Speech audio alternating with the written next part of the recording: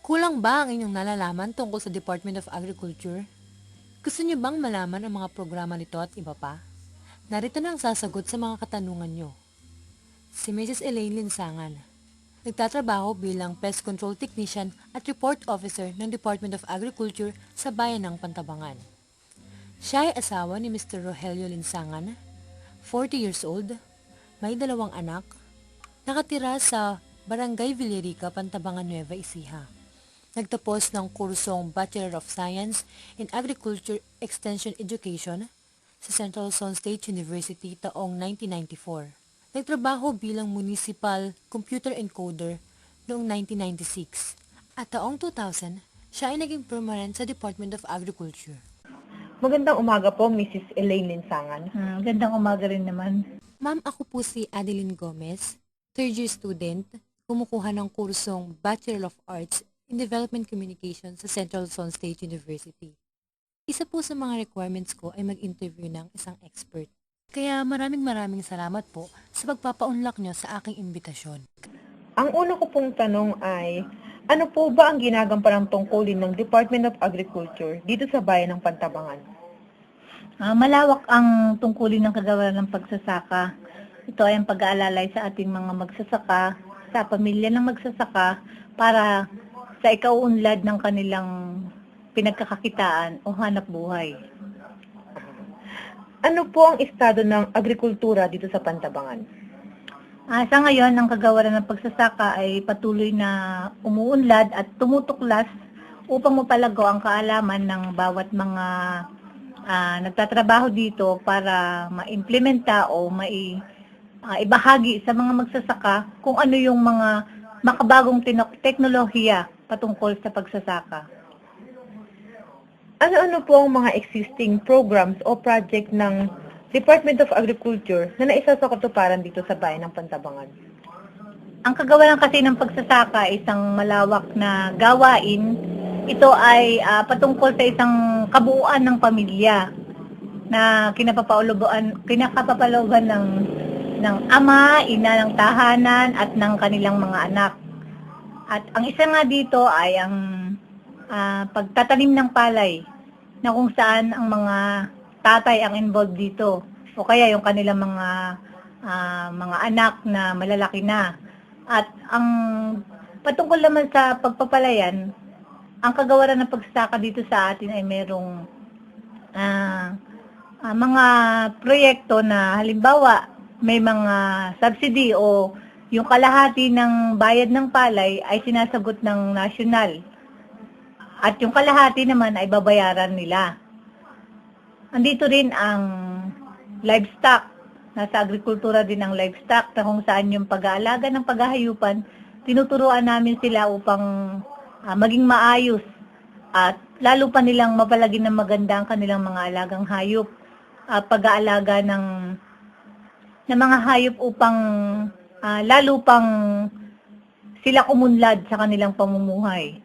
Nandyan din ang nakapaloob din dito ang pangingisda o nagkakaroon kami ng mga training, pa-seminar na kung saan sila ay magkakaroon ng kaalaman kung paano pag-aalaga ng isda. At meron ding tulong na nanggagaling sa BIFAR, sa LSU, na nangunguha kami ng mga fingerlings, humingi kami ng mga fingerlings doon upang ilagay doon sa kanilang mga fish pond. At ganun din, may proyekto rin kami ngayon na ipinamimigay sa mga fishermen na gill net. Ito yung mga ginagamit nilang materialis sa pangingisda upang lalo silang maging maraming huli. At nandito rin ang mga organisasyon. Nakapaloob din sa agrikultura ang mga organisasyon katulad ng RIC o Rural Improvement Club na kung saan tinuturuan yung mga nanay na hindi lang sila pambahay kundi habang nasa bahay sila ay meron silang pinagkakakitaan. Katulad ng pagtuturo namin ng paggawa ng mga candies, pagpe-preserve ng mga karne o yung mga katulad ng mga tusino, ganon. At paggagawa ng mga sabon. Marami pa silang mga proyekto na matututunan at ito ay tinuturo namin sa pamamagitan ng mga pa-seminar at workshop. Gayon din ang mga sa kabataan naman, meron din kaming grupo na o organisasyon na tinatawag namin 4-H Club. Ito yung grupo ng mga kabataan na kinapapalooban ng out of school youth o karamihan dito ay mga hindi nag-aaral upang sila ay maging may sense naman yung kanilang buhay na hindi lang sila na lululong sa masamang bisyo. Kaya tinuturuan namin sila na magkaroon ng maging mahalaga yung buhay nila kahit hindi sila nag-aaral.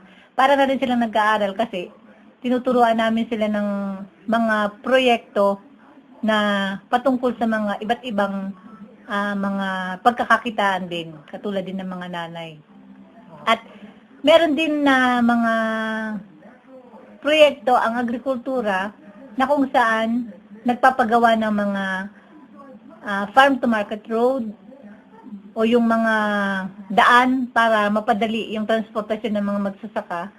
Gawin din yung solar dryer o yung mga patuyuan ng mga palay para mapadali yung kanilang pagbibilad.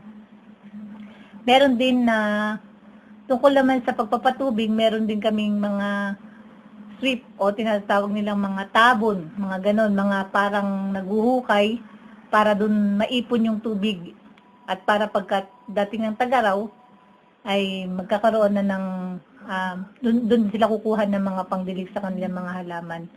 At ang isa pa pala, yung HBCC o High Value Commercial Crop, dito naman yung mga gulay, yung mga patungkol sa mga gulay, na kung saan dito ang mga kasama dyan yung mga onion. Pangunahin kasi natin dito yung pagtatanim ng sibuyas at kalabasa.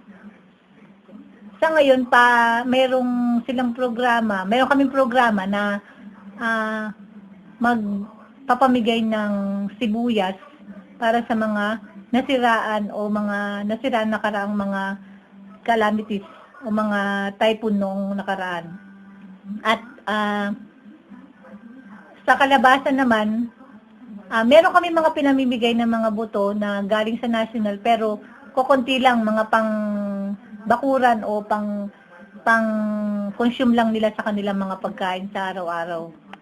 At ang kagawaran ng pagsasaka ay hindi lang basta hindi bigay ng bigay, hindi spoon feeding, kundi kami ay nagtuturo o nagpapa-seminar sa kanila na kung saan matututo sila kung paano gamitin o paano maging maayos yung kanilang pamumuhay. Hindi lang basta bigay tayo ng bigay kasi kung puro bigay tayo ng bigay ng pagkain, tapos hindi naman sila matututong maghirap doon sa kanilang kinakain, parang baliwala sa kanila yon, di nila papahalagahan.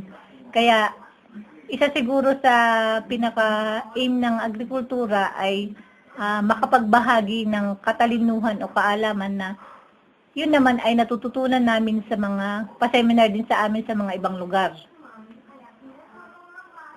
Nasabi niyo po kanina na may mga programa po kayo sa agrikultura, ganun po. May ginagamit po ba kayong mga technology sa mga programs na nasabi niyo po? Technology. Ang sa ngayon ay yung organic agriculture na inimplementa ngayon ng agrikultura na kung saan ay unti-unti na tinuturuan yung magsasaka na bawasan yung paggamit ng mga chemicals kasi nga yun nga nakakasira sa ating kapaligiran. At yun yung sa organic agriculture, hindi lang basta yung organic na pampataba kundi yung mga pinoprocess nating mga foods na hindi tayo gumagamit ng mga chemicals kundi natural na pamamaraan. At tungkol naman sa pagpapataba, hindi ang magsasaka ay makakatipid sa pagbili ng pataba kasi nandun na mismo sa kanilang tahanan yung paggawa ng sarili nilang pataba o mga sa waste materials, yun ang mga gagamitin nila upang magkapaggawa sila ng humus o yung pataba na i-apply nila sa kanilang mga kabukiran.